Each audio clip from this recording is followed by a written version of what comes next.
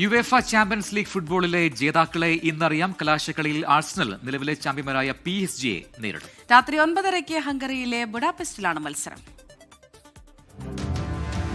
ബുഡാപെസ്റ്റിൽ block buster ബാറ്റിൽ. European champion പട്ടത്തിനായി English ചാമ്പ്യന്മാരായ ആഴ്സണലും French ചാമ്പ്യന്മാരായ Paris saint ജർമ്മനും മുഖാമുഖം.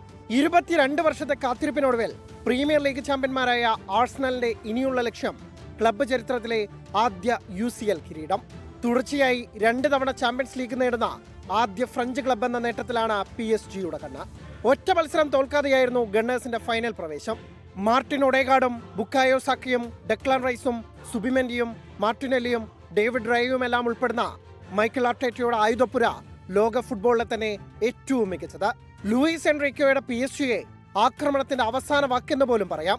Usman Dembele, Khvicha Kvaratskhelia, Desire Doue, Vitinha, Achraf Hakimi, Nuno Mendes. ആദ്യ second മുതൽ Arsenal goal മുഖം കരുതിയിരിക്കണം. കഴിഞ്ഞ സീസണിൽ സെമിയിൽ ആഴ്സണലിനെ വീഴ്ത്തിയതിന്റെ ഓർമ്മകളും PSG-ക്ക് മാനസിക മുൻതൂക്കം നൽകുന്നു. Sports desk 24.